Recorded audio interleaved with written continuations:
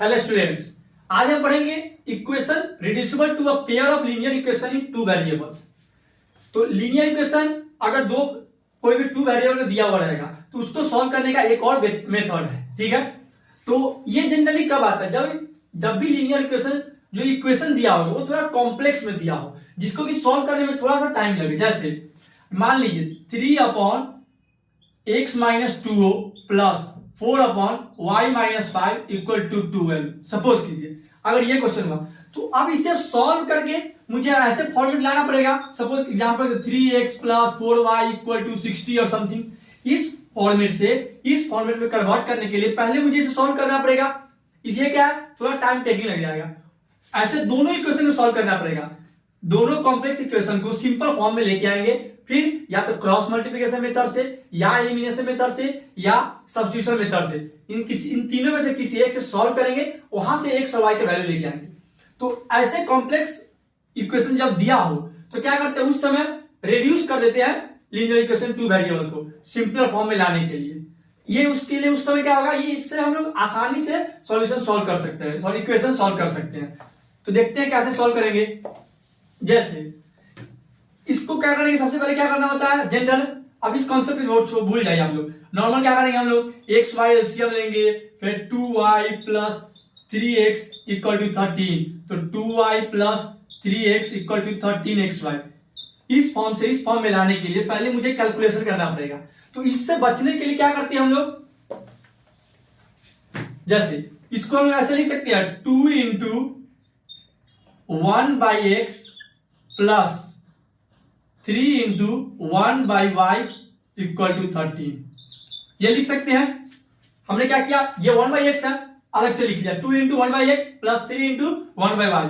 उसी प्रकार इसको क्या लिख सकते हैं, 5 into 1/x minus 4 into 1/y equal to -2 लिख सकते हैं।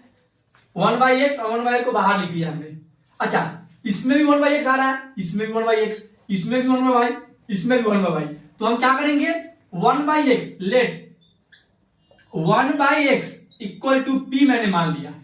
1/x को क्या मान लिया हमने, p मान लिया। उसी प्रकार 1/y को क्या मान लिया, q। ठीक है, यानी कि 1/x के वैल्यू हम लोग किससे रिप्लेस कर सकते हैं, p से। 1/y को किससे रिप्लेस कर सकते हैं, q से। ठीक है, यहां तक लिखिए आप लोग।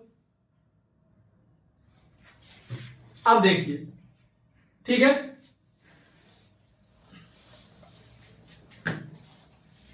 वन बाई एक्स को अब वैल्यू पुट करते हैं तो 2 इंटू 1/x है। 1/x हमने क्या माना, p।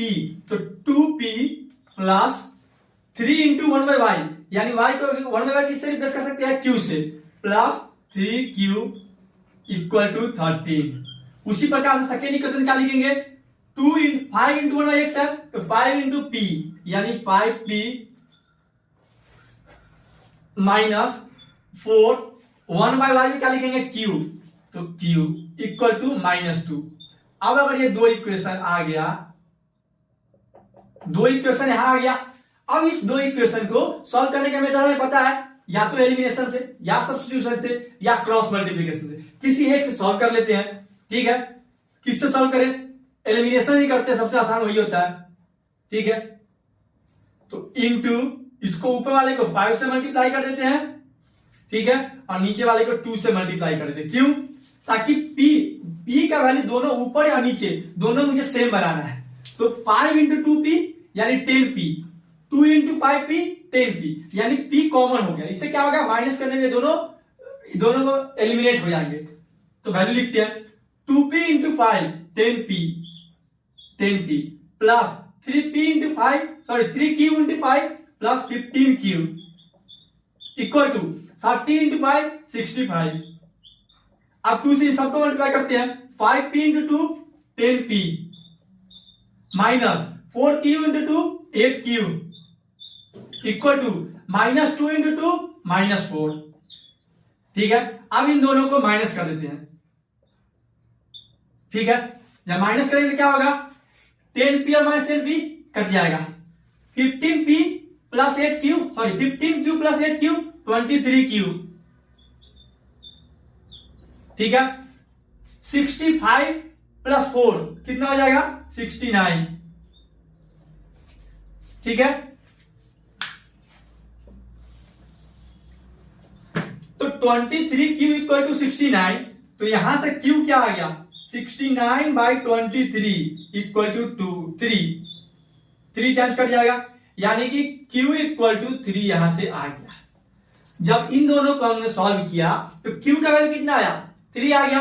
अब क्या करेंगे, कोई एक इक्वेशन में Q का वैल्यू पुट करके हम लोग P का वैल्यू जानेंगे। ठीक है, पुट करते हैं, फर्स्ट इक्वेशन में पुट करते हैं, तो 2P प्लस 3Q, 3 तो Q के बदले 3 रख देंगे, 3 इंटू 3 9 इक्वल टू 13, तो 2P equal to 13 minus 9 equal to 4, तो P क्या आ गया 4/2 इक्वल टू 2, तो P का वैल्यू यहां से कितना आ गया 2, यानी Q का वैल्यू आ गया 3, P का वैल्यू कितना आ गया 2।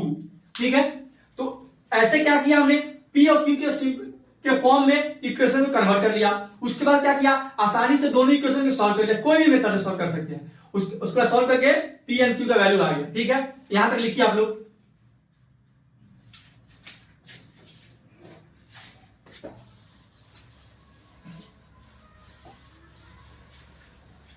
अब हमने स्टार्टिंग में किसको P माना था, 1/x equal to P, 1/y equal to Q, ये हमने माना था।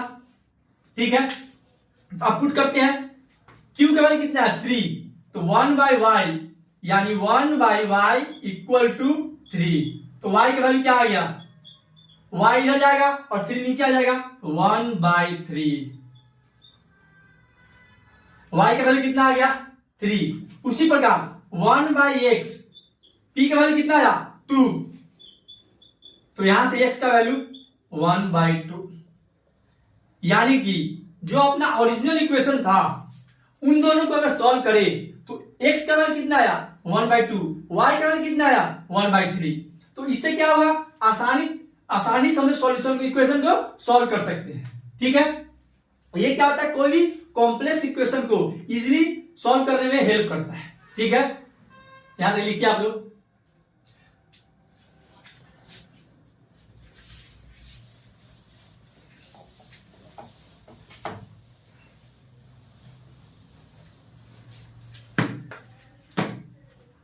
तो हमने अभी तक क्या क्या कौन कौन से मेथड देख लिए, एक तो दो लीनियर इक्वेशन को सॉल्व करने का कौन कौन सा मेथड हो गया, एक तो हो गया सब्स्टिट्यूशन मेथड, दूसरा हमने पढ़ा एलिमिनेशन मेथड, तीसरा हमने पढ़ा क्रॉस मल्टीप्लिकेशन,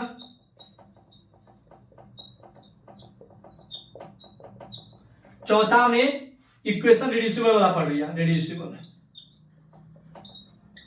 देखिए, कभी कोई भी अगर दो इक्वेशन दिया हो लीनियर इक्वेशन 2 वेरिएबल में, इन चारों में से किसी से भी सॉल्व कर सकते हैं, लेकिन मैं बेसिकली प्रेफर करता हूं एलिमिनेशन को। ठीक है, ये थोड़ा इजी होता है, और जब भी कॉम्प्लेक्स वाले हो उसको इसको यूज करते हैं। लेकिन अगर क्वेश्चन में दिया हो कि आपको सब्स्टिट्यूशन मेथड से बनाना है तब इसी का यूज करेंगे, एलिमिनेशन बोले तो एलिमिनेशन मेथड से, क्रॉस मल्टीप्लिकेशन बोले तो क्रॉस मल्टीप्लिकेशन से, और इससे बोले रिड्यूसिबल से तो रिड्यूसिबल से ही बनाएंगे, उसमें फिर अपना मन से ही करना है। ठीक है, लिखिए आप लोग। Thank you, please like, watch and comment on my YouTube channel.